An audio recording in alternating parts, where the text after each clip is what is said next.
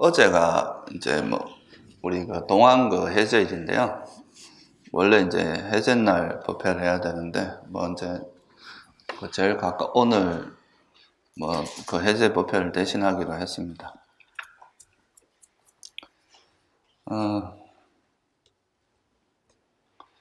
오늘은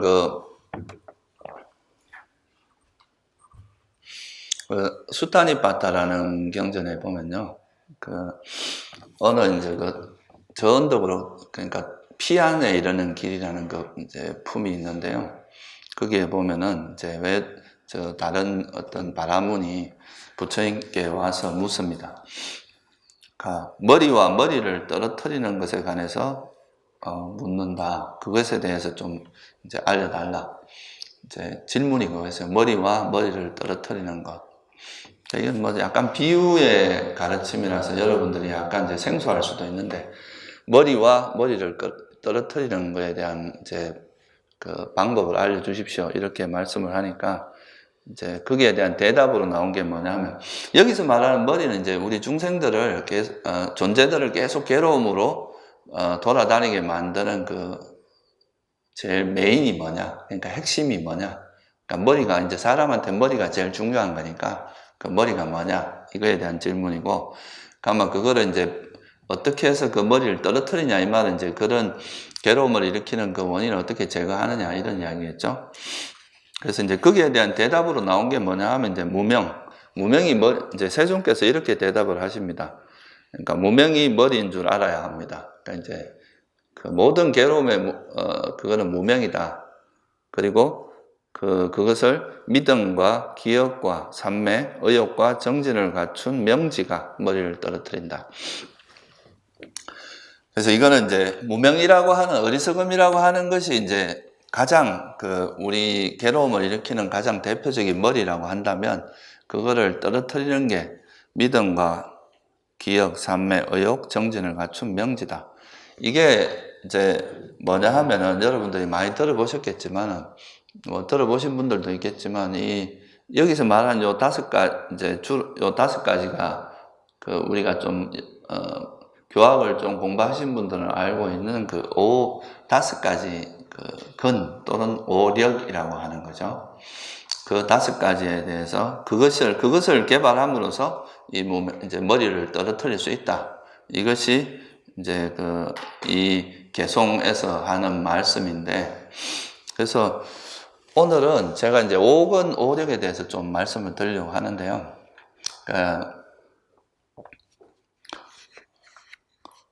특히나 이제 지금 말씀드린 이 수타니파타는 우리가 경전 중에서도 여러 이제 요즘 학자들이 연구한 거에 하면 여러 이제 경전의 부류를 나누고 있는데, 그 중에서도 이 수타니파타에 나오는 지금 이제 수타니파타 중에서, 수타니파타는 5개의 장으로 구성되어 있어요.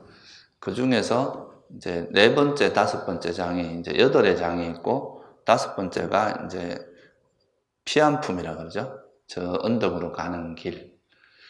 그러니까 그거에 대한 이야기가 있는데, 그 2가지가 이제 제일 오래됐다고 이야기를 해요.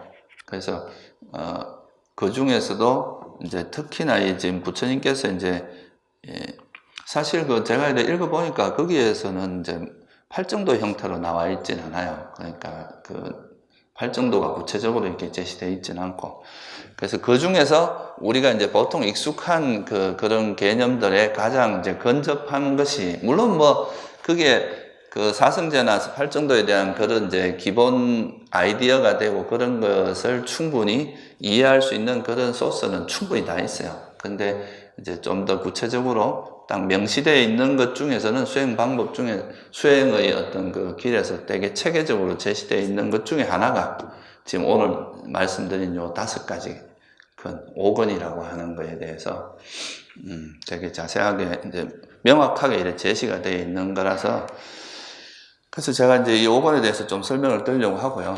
또 오건이 이제 좀 약간 이제 다른 거하고 차이가 나는 게 뭐냐 하면, 보통 이제 우리가 팔정도에서는 지혜를 중심으로 해서, 그러니까 이제 법에 대한 이해, 지혜를 바탕으로 해서 그걸 바탕으로 이제 정진을 하고 또 노력을 이제 정진해서 기억 확립을 하고, 그걸 통해 삼매를 개발하고 지혜를 완성하는 이런 그 보통 흐름으로 되어 있는데, 이 5권에서는 이제 또 약간 이제 관점이 다르게 처음 시작을 뭐로 시작하느냐 하면은 믿음으로 시작을 합니다. 신심이라고 하는.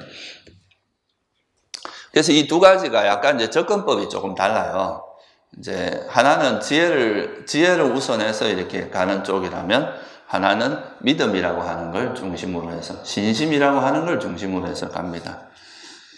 그래서 이제 보통 이제 이런 위파사나 수행이나 이런 수행을 하시는 분들이 대체로 이제 그 지혜를 앞세워서 이렇게 가는 거에는 좀 많이 들어보셨겠지만 또 이 믿음, 그러니까 신심이라고 하는 이거를 바탕으로 해서 하는 거에 대해서는 조금 이제 잘 모를 수도 있는데 이 두 가지 패턴이 이제 있는 것 중에서 그 특히나 이제 이 신심이라고 하는 믿음이라고 하는 걸 그 베이스로 해서 그 법을 설하는 게 이제 대표적인 이제 5권 오력이라고 하는 겁니다.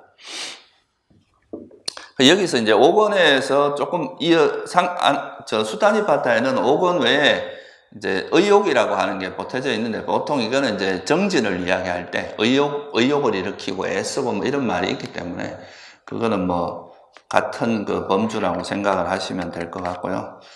그리고 이제 우리가 그 깨달음을 얻는 길에 보면 두 가지 이제 보통 깨달음을 얻는 그 형태에 대해서 기타기리경이라든가 이런 몇 개의 경전에 보면은 뭐가 나오느냐 하면 이제 법을 따르는 자가 7가지의 어떤 깨달음의 형태를 이야기하는 게 있는데 그 중에서 이제 수다원 처음 깨달음의 길에 들어서는 그 방법에서 두 가지를 제시를 하고 있어요. 하나는 이제 법을 따르는 자가 있고 또 하나는 믿음을 따르는 자가 있다. 이렇게 이제 두 가지로 설명을 하죠. 법을 따르는 자는 이제 경전에서 이게 이제 뭐냐 하면 통찰지로서 충분히 사색을 해가지고, 그러니까 통찰지를 통해서 관찰하고 사유해서 이런 법들을 받아들이고 인정하는 것. 이게 이제 법을 따르는 자입니다. 보통 이거는 이제 좀 지혜 성향이 강한 사람들이 보통 이렇게 하죠. 머리로 이해가 돼야 받아들이는 그런 스타일이고 또 하나는 뭐냐 하면 그러니까 이 세상에 있는 모든 물질이나 느낌 그리고 인식 그리고 형성 의식이라고 하는 오온이라고 하는 것이 다 부처님께서 무상하다 이건 참 괴로움이고 나라고 할 만한 것이 없다라고 말씀하시는 그 말을 듣고 그거에 대한 믿음 이건 정말 이렇겠구나, 이렇다고 부처님께서 이제 하신 말씀에 대한 믿음을 통해서 그 수행을 시작하는 그런 사람을 믿음을 따르는 자라고 하거든요. 그래서 지금 팔정도는 이제 기본적으로 이렇게 정견을 바탕으로 해서 수행을 끌고 가는 거기 때문에 팔정도의 어떤 방식은 이제 법을 따르는 게 좀 더 포커스가 맞춰져 있어요. 근데 이제 우리가 뒤에 교학에서 이제 37가지 깨달음의 구성 요소라고 하는 게 있잖아요. 그죠? 들어보셨죠? 그죠?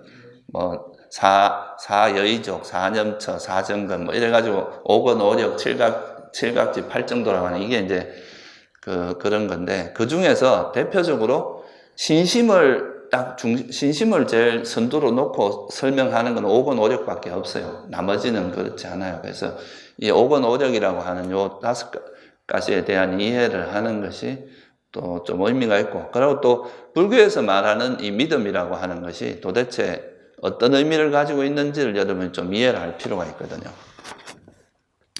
그러니까 이거는 보통 일반적인 종교에서 이야기하는 그런 믿음하고는 좀 차원이 다릅니다. 그러니까 우리가 일반적으로 그냥 맹목적으로 믿는 그런 걸 의미하는 게 아니라 이것은 이해를 바탕으로 한 믿음이기 때문에 그래서 지금 요 내용에 대해서 조금 설명을 드리도록 하겠습니다. 먼저 여러분이 뭐 다 이제 한 번씩 내가 전에도 말씀을 드렸지만 이 무명이라고 하는 것에 대한 이야기부터 간단히 이제 설명을 드리면 무명이라는 것은 빨리어는 아위자라 그러죠. 위자라는 게 이제 지혜 또는 명지 이렇게 번역을 해요. 그래서 아라는 건 부정어이기 때문에 아위자 그러면 그런 지혜가 없는 명지가 없는 상태 무명을 이야기하는데 그래서 그걸 무명이라고 번역을 해서 이제 명지가 없다는 건 어리석다는 이야기죠. 그죠? 그걸 무명이라고 합니다. 그럼 불교에서 어리석다고 하는 건 우리가 세속에서도 그냥 어리석다는 표현을 많이 쓰잖아요. 그죠? 뭐 저 사람 어리석다. 뭐 또 우리가 어리석단 말을 무지하다 뭐 이렇게 쓰기도 하고 여러 가지 쓰는데 부처님이 말씀하시는 그 법문의 핵심은 이제 괴로움을 소멸하는 것, 괴로움과 괴로움의 소멸에 포커스가 맞춰져 있기 때문에 그 부처님께서 말씀하시는 무명의 의미는 그 괴로움과 괴로움의 소멸에 대해서 명확히 모르는 것을 의미합니다. 그래서 이거는 좀 더 구체적으로 이야기하면 사성제에 대해서 모르고, 괴로움이 뭔지를 모르고, 괴로움이 왜 일어나는지 모르고, 또 괴로움이 어떻게 괴로움의 소멸이 있는지 없는지, 괴로움의 소멸은 가능한지 그럼 괴로움의 소멸에 이르는 방법을 모르는, 이게 이제 그 무명이죠. 그래서 불교에서 말하는 사성제를 모르는 거, 이걸 무명이라고 합니다. 간단히 이야기하면. 이걸 조금 더 구체적으로 이야기하면은, 여러분들, 이제, 부처님께서는 이제, 이 통찰력 중에 가장, 대표적인 통찰력이 뭐냐 하면은, 이 세상에 있는 모든 현상들이 다, 당신께서 이렇게 깨달음, 이제 그런 깊은 이제 선정을 얻고 나서 그 힘으로 이렇게 들여다보니까, 이 세상에 있는 모든 것들은 다 이제 조건 따라 일어난다는 거죠. 그것이 의지하면서 조건에 의해서 일어난다는 것을 발견하고 나니까, 이 세상에 있는 모든 건 무상하고, 정말 내 것이라 할 만한 것도 없고, 그것이 조건 따라 일어난다는 말은 다른 말로 하면 이제 불확실하다는 뜻이잖아요. 그죠? 불확실하고 불안전하고 이런 뜻이기 때문에, 그것 자체가 괴로움의 속성이 있다는 것을 발견하신 게 이게 제일 큰 지혜거든요.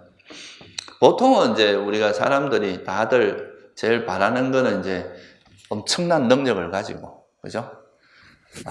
전지전능한 힘을 가지고 영원히 누리고 싶은. 그게 사실은 이제 보통 사람들한테 다 꿈이고 제일 바라는 건데, 부처님께서 보실 때는 이 존재 자체가 가지고 있는 선천적인 결함이 있다는 거예요. 그게 영원하지 않고 죽을 수밖에 없다는 거. 그래서 이제 이런 그 존재로서 형성되는 것 자체가 가지고 있는 그런 한계가 있기 때문에, 그래서 이 존재하면서 완전한 행복을 실현하는 것은 불가능하다. 그게 이제 고성제의 내용이죠. 그래서 그런 것 사실을 모르면 어떻게 됩니까? 그걸 모르니까 이제 거머쥐고 집착하고 하는 거겠죠. 그죠? 그래서 이제 이 어리석음, 모든 것의 시작은 어리석음에서 시작한다. 잘 모르기 때문에, 뭔가 그 진리를 알지 못하기 때문에 이제 그런 왜곡된 어떤 일들이 발생한다는 거죠. 그래서 이거를 모르는 게 어리석음이고, 조금 더 쉽게 이야기하면, 여러분들이 예를 들어서 이것이 탐욕이 일어났는데 그것이 탐욕인지 아닌지도 모르고, 이것이 해로운지도 모르고, 이걸 어떻게 버리는지도 모르고, 이런 게 다 뭐겠어요? 이런 것도 다 어리석음에 들어갑니다. 자기가 지금 일으키는 이 마음이 나한테 해로운 것인지 유익한지를 몰라. 이것도 뭐겠어요? 그게 어리석음의 대표적인 겁니다. 그러니까 자기가 지금 완전히 불구덩이로 뛰어 들어가면서도, 불나방이 불구덩이로 뛰어 들어가듯이 들어가면서도 그걸 모르고 있으니까 그런 짓을 계속 하는 거 아니겠어요? 그죠? 이런 게 이제 어리석음이 바탕이 되어 있다. 그래서 이 어리석음을 다르게 표현하면, 아까 말했듯이 이제 이 세상이 무상하고 괴로움이고 무한하는 걸 모르는 거, 이런 것도 어리석음이지만, 이것이 개발해야 될 법인지 버려야 될 법인지 이걸 모르는 것도 일종의 이것도 다 뭐라는 거예요? 어리석음이 들어갑니다. 여러분이 지혜는 버리고 자비는 버리고 그러니까 이제 탐욕과 성냄을 개발한다면 그게 이제 전형적인 어리석음에 들어가 있죠. 여러분 웃고 있지만 실제 그러고 있어요. 실제 살아가면서 지혜는 과감하게 버리죠. 그죠? 그래서 이제 그런 거를 어리석음이라고 하는데, 이 어리석음이라는 것은, 어리석음의 또 특징이 뭐냐 하면은 자기가 어리석은 줄 모르는 거예요. 그게 참 무서운 이야기입니다. 본인이 알면 그 어리석음이 아니야. 내가 이게 어리석다는 걸 알면 그건 지혜로운 사람이라고 그랬죠. 그죠? 근데 어리석음의 속성 자체가 자기가 지금 그런 어리석음에 빠져 있다는 것 자체를 모르는 게 이제 되게 큰 문제죠. 그렇기 때문에 이제 계속 정신 못 차리고, 자기가 어리석다는 걸 모르기 때문에 그 어리석음을 바탕으로 행하는 것들을 계속 할 수밖에 없는 그런 일이 벌어지는 거죠. 그래서 이걸 깨려면 어떻게 해야 되느냐. 이제 그거를, 거기에 대한 이 무명이 머리라고 그랬잖아요. 그죠? 좀 표현이 좀 과격하죠. 머리를 깨트린다 이러니까 이제 좀 과격하긴 한데. 근데 이제 기본적으로 우리가 이 괴로움이 일어나게 하는 가장 근원적인 이 무명, 이거를 깨는 거는 결국, 지혜로서 깨야 됩니다. 이 무명은 어리석음이니까, 이 어리석음을 깨려면 뭐를 해야 되겠어요? 지혜를 개발해야 되잖아요. 그죠? 근데 이 지혜를 개발하기 위해서는 또 조건이 갖춰져야 돼요. 그래서 이제 그거를 개발하는 지혜가 생기게 하는 그 방법을 이제 5가지로 요약해서 설한 게 지금 이 경전의 내용입니다. 우리가 지혜라는 것을 왜 밝음으로 표현했냐 하면, 이 어리석음에 빠진 사람은 진짜 암흑 속에 있는 거나 비슷해요. 근데 이거를 이제 어둠을 깨는 제일 좋은 방법은, 뭐 어둠을 없애려고 막 하지 말고 밝히면 되죠. 그죠? 이 불을 밝히는 게 어둠을 없애는 제일 좋은 방법이듯이, 우리가 이제 이 세상을 명확하게 바라보는 그 지혜가 생기면 이제 무명은 저절로 깨어지기 때문에, 그래서 이제 무명이라는 거를, 이제 무명을 깨는 제일 좋은 방법으로서 이제 지혜를 이야기하는데, 그 지혜를 개발하기 위한 조건들이 있다는 거죠. 그래서 그 5가지로 설한 게, 첫째가 이제 믿음으로, 이제 첫 번째 요소를 믿음으로 말씀을 하신 거예요. 여기서는 순서에 대해서 이렇게 순서대로 해놓은 건 아닙니다. 이 수타니파타에는. 근데 이제 우리가 니까야 같은 데서는 이제 보면은, 여러분들이 아마 그 상류타 니까에 보면은 그 기능 상류타가 있어요. 이 기능에 대해서 설해놓은. 그게 35번째 상류타인가, 지금 기억은 정확히 안 나는데, 이 기능에 대한 걸 5권에 대해서 모아서 이제 이야기해 놓은 것이 있는데, 거기에서 이제 이 순서도 좀 중요하게 이제 바라봅니다. 그래서 5가지가 있는데, 의욕은 이제 뭐 정진하고 같이 묶어서 이야기하고, 이 5가지는 신정진 염정해라고 해서 5가지예요. 신심, 그 다음에 정진, 그 다음에 염은 뭐예요? 기억이죠, 그죠? 사띠입니다. 정은 삼매, 해는 지혜. 그래서 신정진 염정해라고 하는 요 5가지 순서로, 실제 이제 그 경전에 보면 요 5가지 순서로 이게 있으면 이것이 생기고 이런 식으로 설명이 되어 있어요. 그래서 첫 번째가 뭐냐 하면 이제 믿음인데요. 이건 이제 말려는 샀다라고 하는데, 이거의 이제 원어의 뜻이 뭐냐 하면요. 이거는 분해를 해보면 심장에 두다 이런 뜻이에요. 샀다라는 말이. 그러니까 우리 심장에다 두다. 여러분이 심장 가까이 두는 건 뭘 의미합니까? 정말 중요하고, 그것을 이제 확신하고 자기가 가장 믿고 이제 신뢰하는 사람을 어떻게 보면 우리가 사람 중에서 제일 신뢰하는 사람을 가장 측근에 두잖아요. 그런 것처럼 이거는 이제 가장 심장에 둔다는 말은 이제 신뢰한다. 이거를 내가 이제 믿는다. 의심의 여지가 없다. 이런 의미가 있죠. 그래서 이거를 이제 중국에서는 믿을 신자로 표현을 했고, 우리나라에서는 믿음이라 하기도 하는데, 이건 또 다른 말로 뭐 확신 이런 걸로도 이야기할 수 있어요. 그러니까 확실히 그걸 믿는, 그걸 이제 믿음이라고 하는데요. 근데 이 믿음이라고 하는 거하고 보통 이제 우리가 일반 좀 약간 맹신자들, 그러니까 사입이나 이런 데서 맹신자들이 하는 그런 믿음하고 뭐가 차이가 나겠어요? 네? 예, 보통 우리가 이제 사이비나 이런 데서 하는 그런 믿음이라고 하는 거는, 그건 사실 우리가 불교적으로 믿음이 아니라 집착입니다. 그냥 그 교리에 빠져서 그냥 그걸 거머쥐고 그것이 사실인지 아닌지도 관계없이 그냥 그거를 거머쥐고 안 놓는 이런 상태잖아요. 그런 거는 다른 사람에게도 해를 주고 별로 바람직하지 않죠. 근데 불교에서 말하는 이 믿음은 이해를 바탕으로 한 믿음이에요. 그러니까 이제 어느 정도 그 법에 대한 이해를 바탕으로 해서 얻어진 그런 거기 때문에, 이 믿음은 애착하고 달라요. 그러니까 집착이 아니라는 거죠. 이 믿음이라고 하는 거는 우리가 어떤 거를 딱 확실하게 이거는 확실해라고 거머쥐는데, 내가 만약에 이거를 예를 들어서 부처님께서 말씀하신 이게 옳은 것이야 라고 확신을 가지는 거, 믿음을 가지는 거하고 이걸 집착을 하면은 그걸 남한테 이제 뭐 예를 들면 그거를 거머쥐다가 이거에 대해서 다르게 이야기하는 사람이 있으면 또 화를 내고 막 짜증내고 이런 식으로 반응을 하겠죠. 그래서 이거는 집착하고는 틀려요. 이해를 통해서 확신을 가고 이제 그 길을 내가 가는데 분명한 어떤 중심을 가지고 이런 거지 이거를 맹목적으로 믿는 이런 게 아니다 이거죠. 그래서 우리가 이제 5권을 이 5가지 신심하고 뭐를 항상 균형을 잡아야 된다고 이야기를 하느냐 하면 신심하고 지혜는 균형이 있어야 된다 이렇게 이야기하죠. 어느 한쪽으로 너무 치우치면 이게 문제가 돼. 이 신심 쪽으로 원래 이제 부처님께서 말씀하신 그런 바른 믿음은 항상 지혜가 동반된 믿음이에요.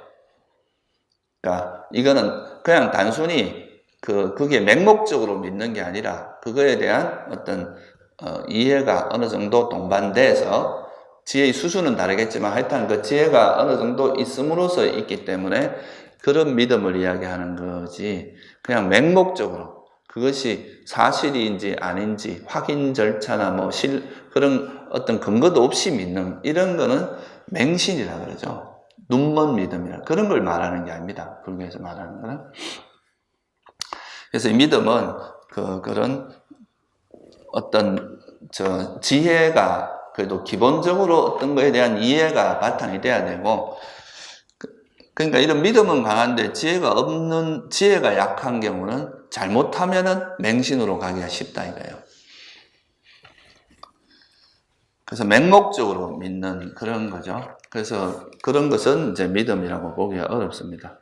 그래서 여기서 말하는 이제 부처님께서 말씀하신 믿음이라는 그러니까 신심이라는 것을 뭘 의미하냐 경전에서 이거에 대해서 이렇게 이야기합니다. 이런 이유로 그분 이제 부처님께서 이제 이렇게 설해놓은 그런 법을 듣고 그분 세종께서는 아라한이시며 우리 있죠. 열애, 응공, 정변지, 명행족, 선서세간의 무상사, 조장, 무천인사, 불세존이라고 하는 그 10가지 이제 부처님의 능력이 있어요. 이분은 예를 들어서 뭐 이제 완전히 번뇌를 소멸한 분이고 또 그런 지혜와 공덕을 구족한 분이고 인간과 천상의 천인사, 인간과 천상의 스승이고 완전한 깨달음을 얻었고 그리고 뭐 남이 보지 않는 곳에서도 악을 행하지 않고 이런 이제 그게 뭐냐면 부처님이 가지고 있는 10가지 큰 공덕이에요. 그 인품이라 하기도 하고 그죠? 그러니까 이런 분이기 때문에 이런 분이 설하신 그런 법에 대해서 우리가 신뢰할 만하다. 그러니까 이런 정말 10가지의 그런 큰 덕과 공덕과 지혜를 갖춘 분이기 때문에 이런 분들의 가르침, 이런 분의 가르침을 우리가 믿을 만하다. 이런 측면에서 이제 믿음을 이야기하는 거죠. 근데 사실 이게 믿음이라고 하는 것이 되게 이제 중요한데요. 우리가 이제 수행을 이끌어 나가는 방식이 2가지가 아까도 말했지만 있다 그랬죠. 하나는 이제 자기가 스스로 막 검토하고 충분히 사유하고 반조하고 해서 정말 이 길이 옳은 거구나라고 이제 그런 이해가 충분히 쌓이면 지혜가 생기면 그걸 통해서 이제 수행을 이끌어 나가는 방식이 있고 그렇게 아주 세밀하게 다 검토는 못했지만 그래도 그 부처님이나 이런 부처님이 이제 이런 훌륭한 분이고 그리고 실제로 뭐 우리가 수천 년 동안 검증되어 온 분이잖아요. 부처님의 가르침이라고 하는 거는. 그래서 이제 그런 거에 대한 신뢰, 믿음을 가지고 일단은 부처님이 하라는 대로 해보는 거죠. 이제 실천을 하면서 자기 스스로 또 이렇게 알아져서 나중에는 완전히 그걸 이제 자기 믿음으로 했지만 결국은 자기가 터득해서 알게 된 이제 확신이 생기는 그런 쪽으로 가는 길도 있다 이거예요. 그래서 이 2가지의 방식을 통해서 우리가 이제 수행에서 시작을 할 수 있는데, 어떻게 보면 이제 이 믿음이라는 기능을 약간 이제 좀 이런 특히 윗바사나하고 이런 분들이 조금 소홀히 생각하는 경향이 좀 있어요. 근데 이 믿음이라고 하는 부분이 사실은 이게 되게 중요한 부분입니다.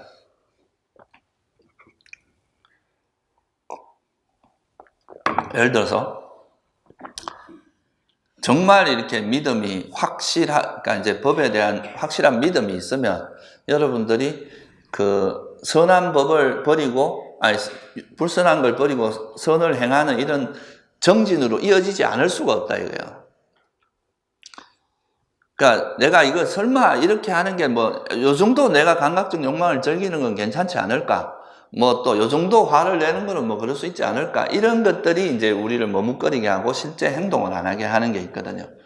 그래서 이제 이 믿음이 강하면은 실제 이제 그 법에 대한 이게 확신 같은 거거든요. 믿음이라는 게 맹목적인 게 아니라, 아, 이렇게 하면 분명히 나에게 이익이 있다. 탐욕을 버리고 성냄을 버리는 것이 정말 나에게 이익이 있다는 것에 대한 확신을 가지면 행동으로 이어진다는 거죠. 그러니까 그런 믿음을 이야기하는 겁니다. 여기서는 그냥 단순히 뭐 그런 게 아니라, 예를 들어서 되게 진짜 훌륭한 사람이 있는데 여기 손에 뭐가 있는지는 잘 몰라. 미지의 것인데 이걸 넣으면 여기 큰 이익이 있다 하면은 그 사람에 대한 신뢰가 있으면 머뭇거리지 않고 그 손에 뭘 집어넣을 거 아니에요. 그죠? 집어넣고 딱 가질 텐데 그런 신심이 없는 사람은 어떻게 합니까? 이게 뭐 거짓일 수도 있고 이 안에 뭐 지금 독사가 들어앉아 있을 수도 있고 내가 어떻게 믿고 하냐 이러면서 안 하게 되겠죠. 그죠? 그래서 이 믿음이라고 하는 것이 어떻게 보면 이 지혜의 성향은 강한데 믿음이 약한 사람들은 계속 따지기만 하지 실천을 안 해요. 계속 이론적인 거나 또 이게 뭐 어떤 게 맞는지 이런 계속 이렇게 일종의 이제 뭐 이론적으로 분별하고 소위 말해 분별심을 내고 이걸 따지고 이렇게만 하지 실제로 그거를 행하는 쪽으로 잘 안 가게 됩니다. 진짜 믿음이 있으면 행하죠. 실제로 해버리죠. 말로서 그냥 이런 머리로서 하는 게 아니라 실제로 이것이 좋다 하면 그렇게 하면 되는 건데 이걸 계속 생각만 하고 따지기만 하고 이러면서 실제 실천을 안 하는 경우가 있잖아요. 그죠? 그래서 우리가 이제 믿음이라고 하는 게 그런 어떤 효과가 있다 이거예요. 그래서 여기서 믿음이라는 건 기본적으로 크게 나누면 진리에 대한 믿음이에요. 또 불법성 삼보에 대한 믿음이죠. 그래서 이걸 믿는 사람은 그냥 부처님께서 개발하라 그러는 건 그냥 개발하고 버려야 될 건 버리고 이렇게 단순하게 이제 행동을 할 수가 있는데 이제 너무 이렇게 이런 거를 믿음이라는 부분이 약하고 그러면 뭐 이렇게 한다고 해서 정말 나한테 이익이 될까 이런 걸 계속 생각하고 따지기만 하지 실제 행동으로 잘 안 옮겨집니다. 그래서 실제로 이 믿음이라고 하는 게 있는 사람들은요 그냥 이렇게 실제로 행하고 이런 데는 굉장히 잘 할 수 있죠.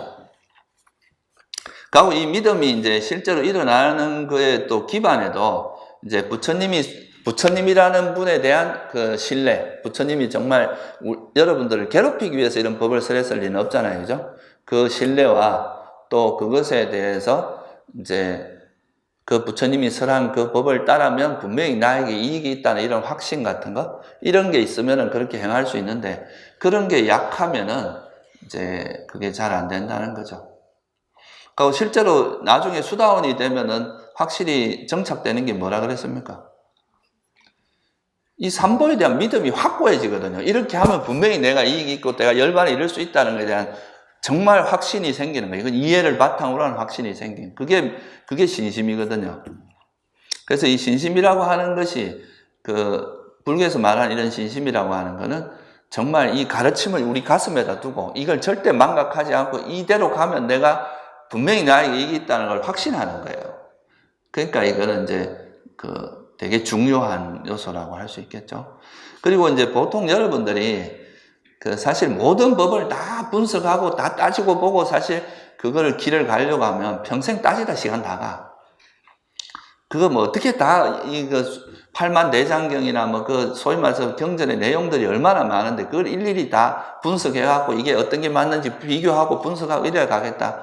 이런 거는 되게 정말 얼마나 시간이 많이 걸릴지도 모르는데 여러분들이 사실 탐진치가 위험하다는 거 알잖아요. 그죠? 탐진치는 버려야 될 법이라는 거 알고 탐욕이 없고 성냄이 없고 어리석음이 없다는 거는 개발해야 될 법인 거 알죠? 사실 그것만 믿고 그대로 그냥 탐진치 버리고 막 탐욕이 없고 성냄이 없고 어리석음이 없는 길로 가면 되는데 그걸 막 너무 따지고 있고 이런 거는 사실 이제 수행을 하기 싫은 거죠. 하기 싫으니까 이제 그거 따지는데 그냥 시간을 보내는 거죠. 그러니까 그거를 진짜 확실히 자기가 다 하지 않더라도 믿고 가면서 확인하는 그것도 또 되게 중요하거든요. 다 알고 나서 가는 게 아니라 실제 지혜라는 게 여러분들이 보세요. 지식하고 지혜는 틀려요.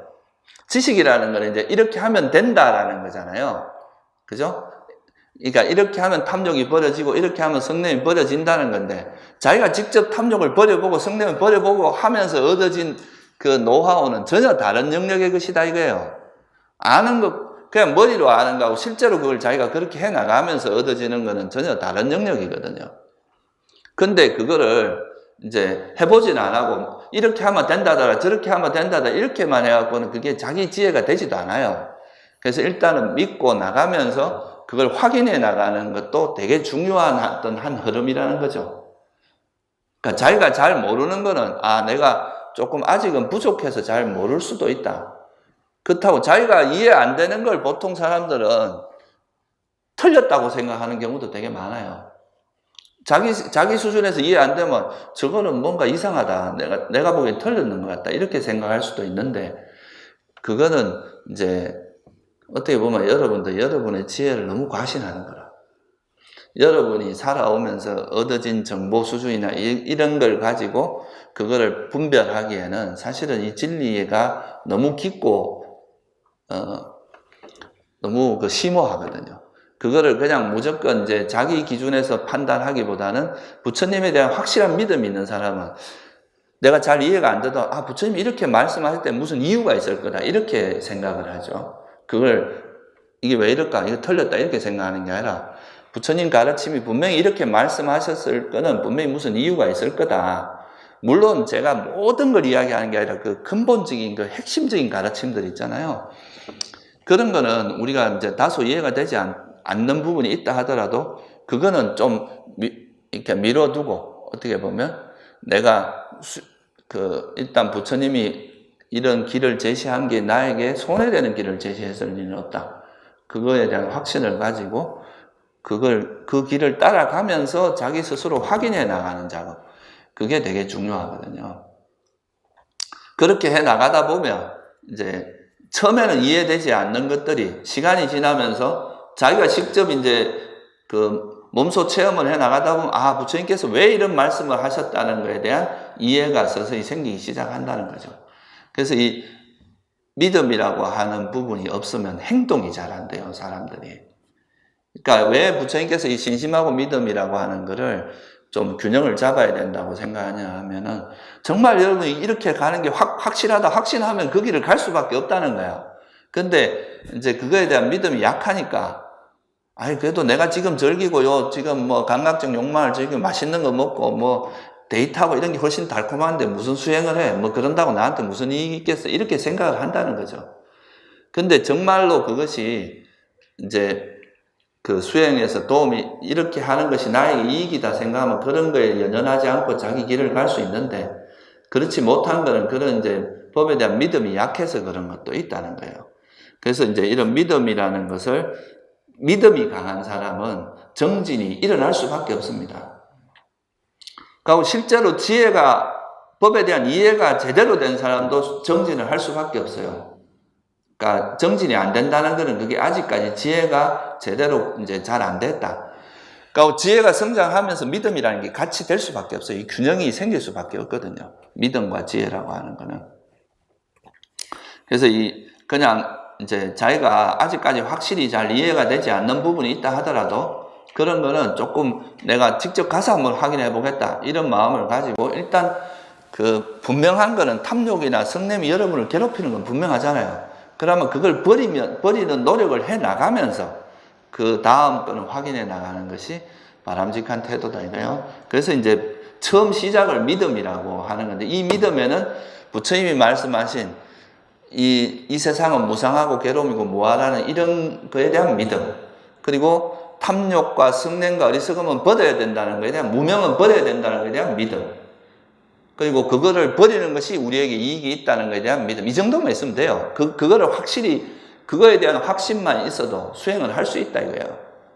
그러면서 이제 수행을 해 나가면서 이제 공부를 그걸 직접 벌여 나가면서, 이거는 내가 어떻게 하는지 잘 모르겠는데 또 우리가 법을 찾아서 공부도 해보고 이렇게 하는 거는 의미가 있지만, 이제 수행을 하지 않으면서 이론만 공부한다 이런 거는 사실 별로 도움이 안 됩니다. 오히려 이제 아는 거에 대한 애착이 자꾸 생기기만 할 수가 있거든요.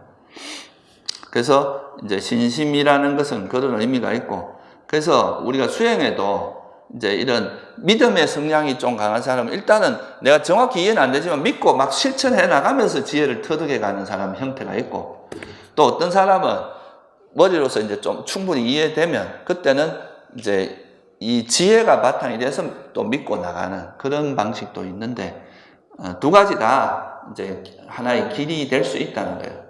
여러분이 이제 법에 대해서 이제 세밀하게 이해는 못 하더라도 믿고 나가면서 하다 보면 어느 정도 이제 수행이 진행되면서 이제 시간이 지나다 보면 그게 지혜가 또 완성되는 그런 방향으로 간다는 거죠. 그거에 대해서 지금 설명을 하고 있는 거다. 믿고 가다 보면 어떤 일이 벌어지는지.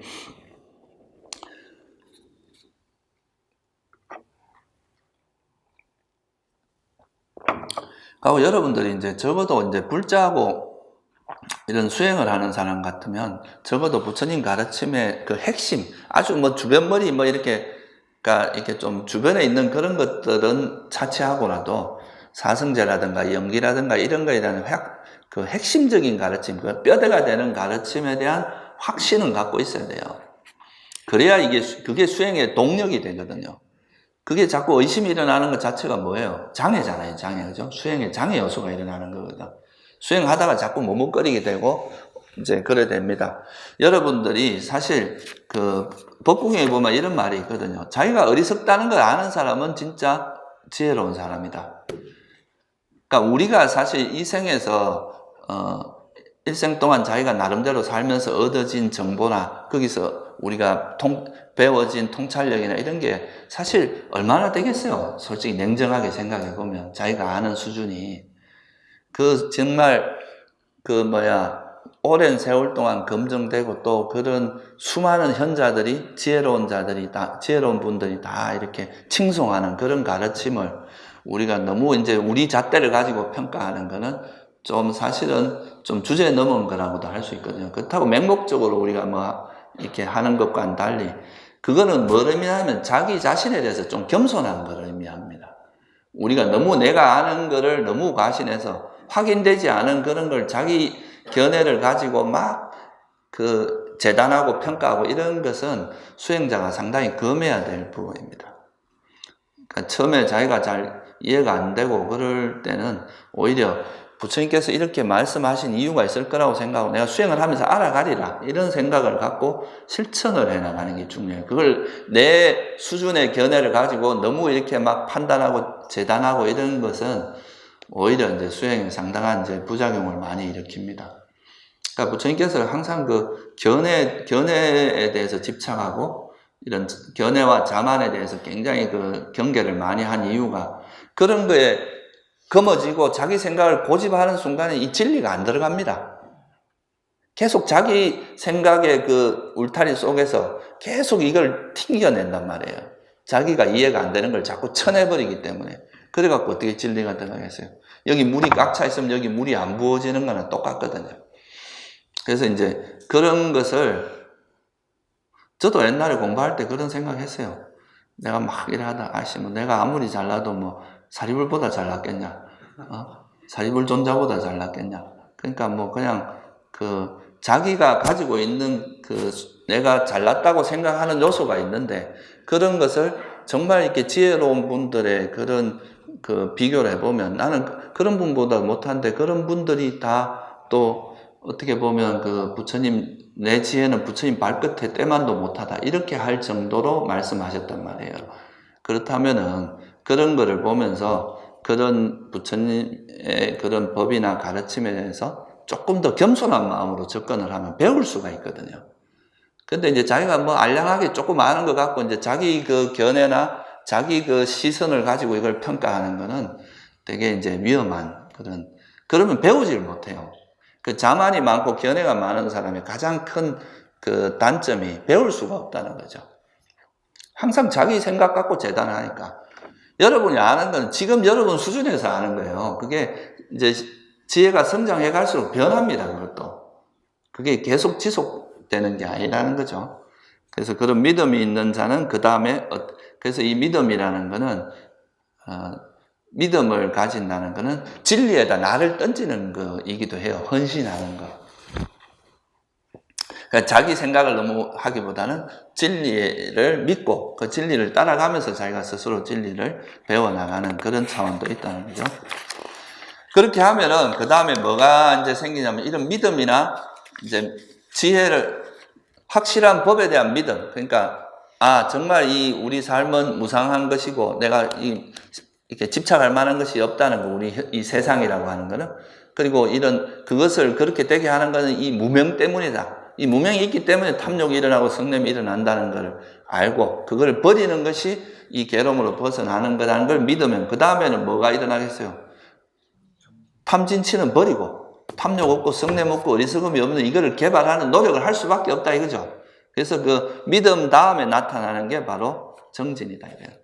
그래서 그는 해로운 법을 버리고 유익한 법을 갖추기 위해 굳세게 크게 분발하여 유익한 법에 대한 임무를 내팽개치지 않는다. 이게 이제 정진의 기능에 대한 설명입니다. 그래서 여러분들 이런 걸 이해하면 사실 이 번뇌를 가지고 죽음을 맞이한다는 게 얼마나 무섭다는 걸 우리가 알 수 있거든요. 그리고 우리 삶이라는 게 정말 제한되어 있잖아요. 이 짧은 인간의 수명이라는 게 길어봐야 100년인데 순식간에 지나갑니다. 여러분 대부분 반 이상 지났죠? 옛날에 이게 젊을 때는 내 인생이 영원할 것 같지만 조금 지나보면 금방 지나가거든요. 지나고 나면 꿈 같아요. 그게 하루 이틀 되게 오랜 세월 같은 게 아니라 꿈처럼 지나가 버립니다. 그런데 내가 여러분들이 죽고 나서 어떻게 되고 내가 지금 이런 마음으로 갔을 때 어떻게 되는지 이런 거에 대한 확실한 이해도 없이 간다는 것이, 그런 게 두려운 거죠. 죽는 건 두려운 게 아닙니다. 우리가 어떻게 될지도 모르는 그런 자기에 대한 자기가 어떻게 될지, 그런 죽음에 대한 아무 준비도 없이 죽는다는 거, 이런 게 두려운 거거든. 그래서 이런 것을 이해를 한 사람들은 정진을 할 수밖에 없다 이거예요. 그게 법에 대한 믿음이고 이해거든요. 그래서 그런 정진을 하게 되는데, 그러면 이제 해로운 법을 버리고 유익한 법을 개발하기 위해서 최선을 다하게 된다 이거죠. 그게 이제 정진입니다. 그러니까 발심이 된다는 거죠. 그래서 이 상류단 니까에 보면 수명경이라는 경이 있는데, 여기 보면 짧은 것이 인간의 수명이다. 착한 사람은, 그러니까 선한 사람은 그것을 멀리 해야 된다. 머리에 불 붙은 것처럼 해야 하네. 머리에 이제 불이 붙은 사람은 절박함이 생기잖아요. 지금 우리도 사실은 여러분이 잘 드러나지 않아서 그렇지, 우리가 벌써 이미 나이가 들면서 죽어가는 건 정해져 있잖아요. 그래서 그거를 아는 사람은 이제 머리에 불 붙은 것처럼 해야 되니 죽음이 찾아오지 않는 경우가 없다. 그래서 이제 정말 머리에 불 붙은 것처럼 노력을 해야 된다 이 말입니다. 발심해야 된다. 그래서 이거를 우리가 그러니까 이제 선종에서는 대분발심이라 그러죠. 대분심이라 그러죠. 정말 열심히 해야 된다. 그러니까 아까 믿음이라고 하는 대신심에 해당해요. 그러니까 어떤 큰 믿음을 가지고 정말 이렇게 분발심을 가지고 노력을 해야 된다. 이제 그렇게 노력하다 보면 뭐가 생겼냐 하면 해로운 법은 버려지고 유익한 법은 개발되잖아요. 그죠? 그러면 유익한 법이 개발되고 해로운 법을, 그러니까 탐욕과 성냄을 버리는 방법은 노하우가 터득이 되고, 탐욕이 없고 성냄이 없는 그런 마음 상태를 유지하는 노하우가 생깁니다. 이게 이제 그런 노하우, 그런 거에 대한 이제 이해가 쌓이는 게 바로 바른 기억이 쌓이는 거예요. 여러분들이 이제 그거를 몸으로 익혀나가는 거죠. 몸과 마음으로. 이럴 때는 탐욕은 이렇게 버리면 된다. 성냄은 이렇게 버리면 된다. 탐욕은 그러니까 이제 그거 어떻게 버리고, 또 예를 들면 이제 호흡 수행을 하는데, 예를 들어서 호흡에 마음이 붙어 있지 않고 이렇게 돌아다니는 마음이 있으면, 이건 탐욕이 일어나면 그 탐욕을 버리는 노하우가 있을 거 아니에요. 그죠? 성냄을 버리는 노하우가 있을 거 아니에요. 그런 노하우가 축적이 됩니다. 그리고 또 호흡에 딴 데 마음이 가지 않고 호흡에 마음이 잘 밀착되어 있으면 그 상태를 그대로 쭉 유지하면서 아무것도 안 하고 그냥 그 호흡하고 하나 된 그 마음 상태로 쭉 가는 노하우도 필요하거든. 그런 지혜가. 그런 게 다 이제 이 수행을 통해서 얻어지는, 체험을 통해서 얻어지는 이제 지혜고 정보입니다. 그런 정보를 생긴다. 이 정진을 통해서 생기는 겁니다. 정진하지 않는 사람은 이런 게 안 생겨요. 우리가 그냥 이렇게 이제 보통 이제 축구 좋아하는 사람들이 보면 막 축구하면서 손흥민이 뛰고 있는데 뭐 손흥민에서 저는 왜 저러냐 그러고 막 뭐라 그러고 이러잖아요. 근데 실제로 그 구장에 들어갔을 때 그 사람만큼 잘할 수 있을 수가 없어요. 비교도 안 돼. 제가 군대 있을 때 실업팀에서 축구하던 그 병사가 한 명 있었어요. 진짜 이거는 도저히 잡을 수가 없어. 그냥 막 완전히 신기 같아요. 막 보는데. 그냥 막 한 7명 그냥 쉽게 제끼고 골을 넣더라고요. 그러니까 우리가 이제 그냥 보는 사람하고 실제 그 세계적인 그런 선수들은 직접 그 일반 무리에 같이 있으면 정말 비교도 안 되게 잘합니다. 근데 이제 그냥 앉아서 막 우리가 이제 공부를 안 하고 그냥 이제 운동도 안 하는 사람들은 왜 저렇게 하냐고 막 욕을 하고 하잖아요. 실제 그건 뛰어서 이제 운동하지 않은 사람은 알 수 없는 그런 감각들이 있거든요. 그래서 그거는 이제 수행도 마찬가지예요. 실제로 번뇌를 버리면서 얻어지는 감각이 있어요. 탐욕을 버리면서 터득되는 그런 노하우, 성냄을 버리면서 터득되는 노하우, 그리고 또 이 선한 마음, 호흡의 마음을 이렇게 붙이거나 일상에서 번뇌가 안 일어나게 하면서 그때 생긴 노하우가 있는데 그런 게 이제 바른 기억입니다. 그게 바른 알에 대한 기억이고, 그게 이제 우리가 마음속에 이제 자꾸 이제 축적이 되면 그게 이제 습관이 돼서 나중에는 그러니까 내가 화를 내는 방법을 모른다 이렇게 될 수도 있어요. 어떻게 화를 냈지 이렇게 되는 거죠. 집착은 어떻게 했는지를 잊어먹게 되는 거죠. 그러니까 탐욕 없는 상태와 그러니까 탐욕이 성냄이 없는 마음 상태로 정착이 되어버리면 이거는 완전히 이제 말라버리게 되는, 그게 바른 기억이 확립되는 거죠. 그래서 이제 이런 바른 기억이 확립되면은 선한 마음은 유지되고, 선한 마음은 계속 유지가 되고 일으키고 그대로 일어난 상태로 유지시키고, 해로운 마음이 일어나지 않는 이런 상태가 뭐냐 하면 삼매입니다. 그게 이제 바른 기억을 통해서 그러니까 믿음이 있으면 정진이 일어나고, 정진을 하다 보면 이제 해로운 법이 버려지고 선한 법을 개발하려고 노력하다 보면 이제 그런 바른 기억이 생기고, 그런 상태가 이제 완전히 정착되면 그게 뭐예요? 삼매 상태다 이거예요. 예를 들면 호흡에만 마음이 딱 붙어 있고 그 상태로 그대로 유지하는 그게 돼 있으면 그게 삼매 아니에요, 그죠? 일상에서도 우리 몸에다 막 급기 수행을 할 때는 발에 마음이 붙어 있으면 딴짓 안 하면 그게 삼매입니다. 그러니까 우리가 해로운 마음이 일어나지 않는 그런 상태가 바로 삼매거든요. 그런 삼매는 그러니까 이제 우리 마음이 깨끗해진 상태거든요. 아주 이제 깨끗하고 마음이 잘 집중된 상태이기 때문에 삼매 상태는 이제 그냥 단순히 집중 상태가 아닙니다. 지금 보듯이 우리가 법에 대한 믿음을 가지고 그 노력을, 해로운 법을 버리고 유익한 법을 개발하는 노력을 해요. 노력을 하다 보면 그거에 대한 바른 기억이 생긴다는 건 지혜가 같이 있습니다. 바른 기억이라고 하는 건 지혜 없는 게 아니에요. 바른 알에 대한 기억이기 때문에, 그러니까 이 사띠하고 반야는 항상 같이 다녀요. 그래서 사띠 반야라는 표현, 사띠 쌈바자라는 표현도 쓰지만 또 이 수타니파타 같은 데는 사띠 반야라는 단어가 나와요. 그러니까 이게 이제 똑같은 이야기거든요. 지혜와 이 기억이라는 건 같이 가요. 그러면서 삼매가 이루어져요. 그러면 이 아주 고요하고, 이거는 이제 번뇌를 버리는 노하우를 가지고 우리가 삼매를 닦는 과정에서 이미 그런 바른 지혜가 개발이 됩니다. 어떤 지혜입니까? 우리가 바깥에 있는 모든 세상에 있는 다른 것들에 집착하지 않고 놓는 지혜가 없으면 이게 삼매에 안 들어가지거든요. 그러니까 오장애를 버리는 노하우가 축적이 안 된 사람이 제대로 된 선정에 못 들어가. 그냥 단순한 집중은 그냥 눈과 귀를 가리고 집중하는 이런 거에는 이런 지혜가 안 생깁니다. 오히려 그 선정 삼매를 얻고 나면 자만에 빠져요. 그러니까 자기 생각이 더 강해지고. 그렇지만 바른 삼매를 닦은 사람은 이런 삼매가 생기면 어디로 가냐? 지혜로 갑니다. 이런 삼매를 바탕으로 그는 성스럽고 깨뚫음을 갖추었으며 괴로움의 멸진으로 바르게 인도하는 통찰지를 닦게 됩니다.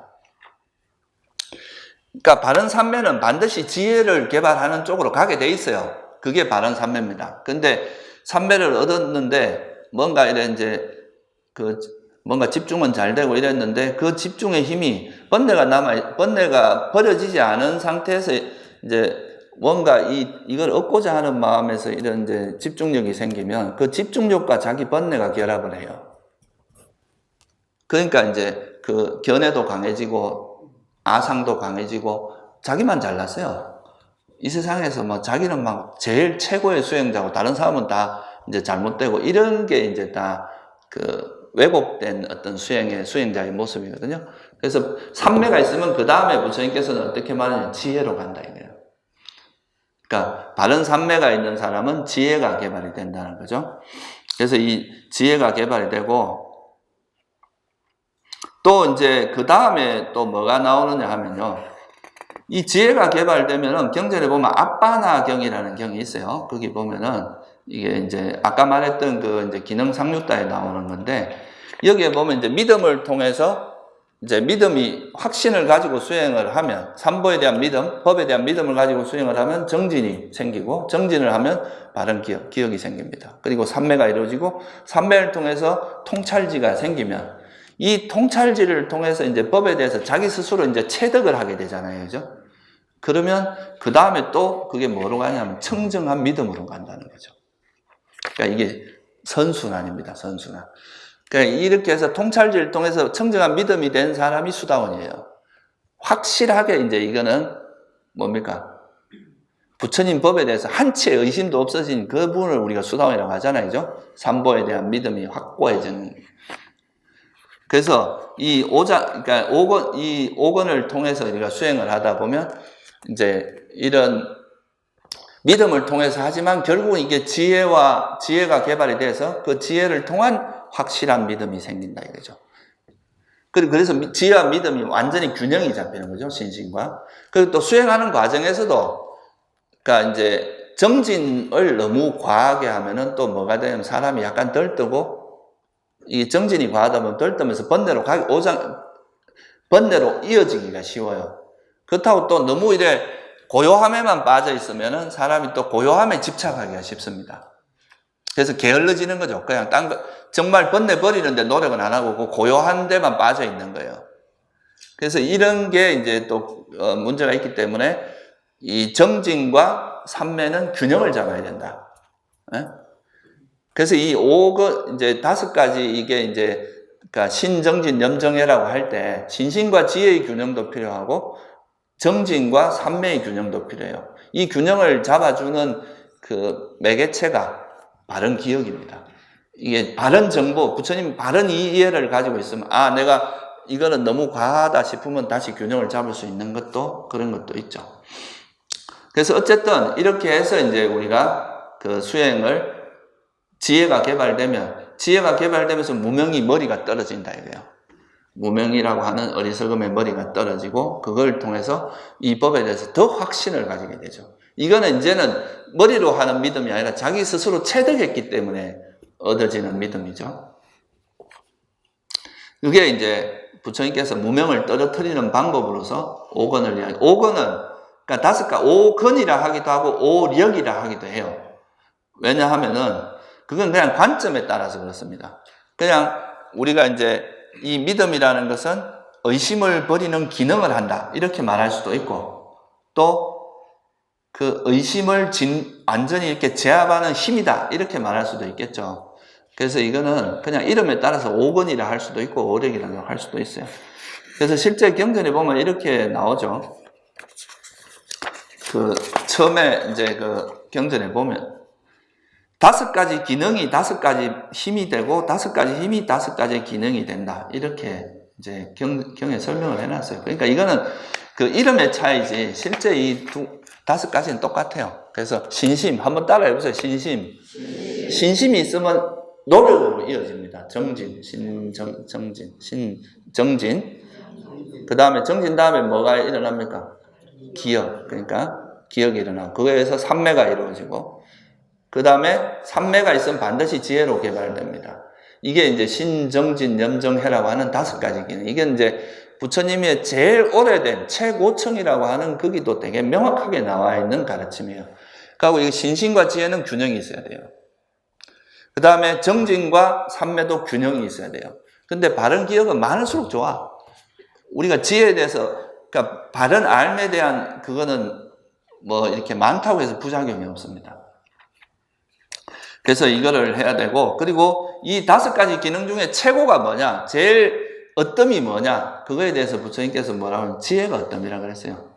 이 5가지 기능 중에서는, 그러니까 이제 이걸 비유로서 어떻게 하느냐 하면요, 이렇게 깨달음에 이바지하는 어떠한 발자국이 있든 간에 깨달음을 위해서는 통찰지혜의 기능이 그들 가운데 어떻습니다. 그러니까 코끼리 발자국에 비유를 하거든요. 코끼리 발자국에 모든 발자국이 들어가듯이 이 코끼리 발자국 안에 이제 모든 동물의 발자국이 들어가듯이 지혜 안에 모든 것들이 다 들어간다. 사실 지혜가 있으면 믿음도 생기고 정진도 하게 되고 다 된다 이거죠.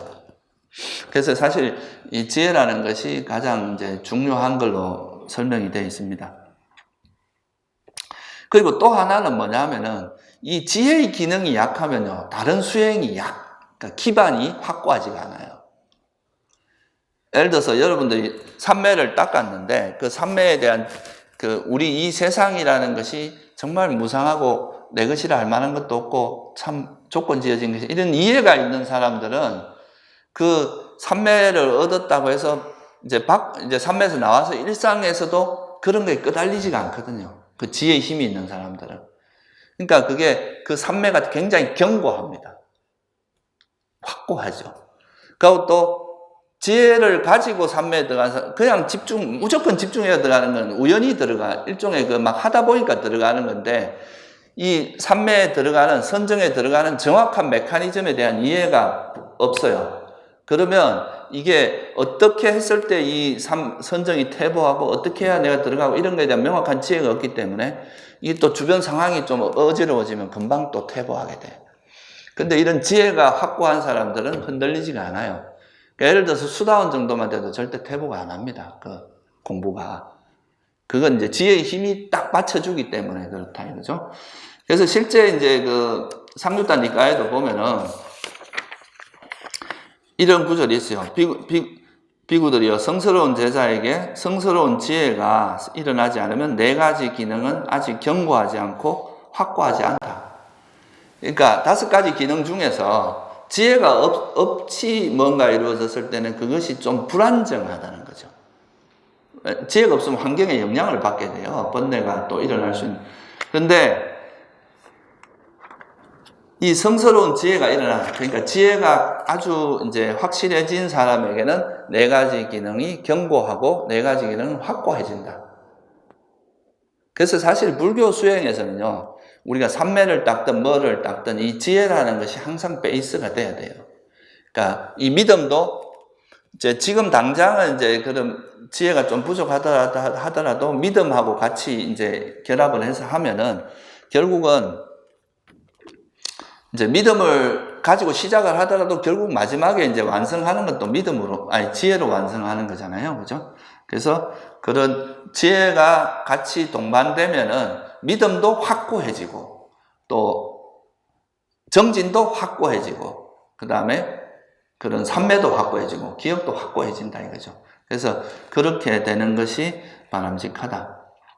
그래서 여러분들이 2가지 우리가 너무 수행하면서 너무 이제 때로는 좀 이렇게 이걸 정확히 분석을 하고 이런 게 중요하지만 또 때로는 자기 스스로 넘어가는 거는 머리로 따지고 들기보다는 믿고 실행을 하면서 그거를 해 나가는 것이 바람직하다 이래요. 자기가 지금 전혀 알 수도 없는 영역을 자기 수준에서 막 따져가지고 그거를 이렇게 분석한다고 해서 답이 안 나옵니다. 일종의 이제 수행이라는 게 자기가 번뇌가 버려진 그만큼 어떻게 보면 미지의 세계로 가는 거나 같거든요. 한 번도 가보지 못한 세계로 가는 거예요. 미지의 세계로 가는데 그거를 내가 가보지도 않은 세계를 내가 추측으로 알 수 있는 게 아니잖아요. 그런 거는 이제 어느 정도 내가 알 수 있는 영역까지는 그렇게 하더라도 그렇지 않은 거는 내가 직접 가보면서 그거를 판단하는 것이 좀 더 바람직하다는 거죠. 그래서 이 5가지 기능을 이제 신심, 그 다음에 기억, 그 다음에 신정진, 염정해라고 하는 요 5가지를 개발하는, 이게 사실은 말만 약간 다르지 8정도 요소가 여기 다 숨어 있어요. 그죠? 그러니까 신심이라고 하는 여기에 정견과 정사유가 좀 포함되어 있는 거죠. 그죠? 그리고 정진, 염정해라고 하는, 염정 그게 뭐예요? 그러니까 정진, 그러니까 신정진, 염정이라고 하는 게 바른 정진, 바른 기억, 바른 삼매가 있잖아요. 그 삼매로 인해서 지혜가 생기는 것까지 여기서는 드러내주고 있죠. 그죠? 그래서 8정도의 모습을 약간 다른 방향으로 또 해석한 거라고 보시면 돼요. 그래서 이걸 닦고, 이거에 또 적절한 균형, 신심과 지혜의 균형, 그다음 정진과 삼매의 균형, 이거를 잘 잡으면서 수행을 하면 우리가 무명을 극복할 수 있다. 그러니까 이렇게 하다 보면 이제 우리가 삼매가 개발되고 그 삼매의 힘으로 이 세상에 있는 모든 것은 다 정말 조건 발생이고 이건 내 것이라 무상한 조건 발생이기 때문에 무상하다. 그리고 그렇기 때문에 불확실하고 괴로움의 속성이 있다. 불완전하다. 그건 내 것이라 할 만한 게 없다는 이런 통찰이 이루어지면 이거를 모르는 게 뭐예요? 무명이기 때문에 이런 통찰이 생기면 무명의 머리가 박살난다. 무명의 머리를 떨어뜨린다. 이렇게 되는 거죠. 그리고 실제로 이런 이제 기능의 차이에 따라서 사람들의 깨달음의 차이가 있다고 이야기를 합니다. 그러니까 이제 이것이 잘 개발이 되면 이제 아라한이 되고, 그거보다 조금 개발이 덜 되면 사다함, 아라한 이렇게 된다는 거죠. 그리고 이제 이거를 닦는 이익이 뭐냐 하면은 5권을 잘 닦으면 이거는 대념청에도 나오는 이야기지만 불한자가 되거나 아라한이 될 수 있다. 열심히 닦다 보면 그런 또 이야기가 나옵니다. 그래서 오늘은 그냥 이제 우리가 이제 8정도는 지혜를 바탕으로 해서 쭉 3매까지 갔다가 그 3매로 지혜를 완성하는 이런 구조라면 이 5권은 믿음을 바탕으로 해서 믿음을 통해서 정진하고 기억하고 그 다음에 이제 3매를 닦고 지혜를 개발해서 다시 믿음을 완성하는 또 이런 어떤 방향으로 서려진 거라서 약간 그 2가지의 길에 대한 지금까지 이야기한 주로 법을 따르는 자의 길이라면은 이런 믿음을 따르는 자의 길도 있다는 것을 이제 우리가 살펴볼 수도 있고 또 실제로 이제 우리가 무명을 버리기 위해서 어떤 방식으로 노력을 해야 되는지도 이제 설명을 된 거라서 제가 오늘 한번 설명을 드렸습니다. 예, 오늘은 여기까지만 할게요. 여러분들도 사실 이게 표현만 다르게 할 뿐이지 8정도라고 해도 되고 칠각지라고 해도 되고 다 약간 이제 관점을 다르게 한 거지 다 똑같은 이야기입니다. 결국은 삼매와 지혜를 개발해서 이제 거기로부터 벗어나는 그러니까 이제 사띠를 중심으로 해서 삼매와 지혜를 개발하면 그 모든 번뇌를 버리고 이제 해탈할 수 있다는 그거에 대한 이야기죠, 그죠? 좀 이렇게 여러분들도 이게 좀 발등에 불이 떨어진 것처럼 믿음을 가지고 좀 열심히 수행하시기 바랍니다. 네.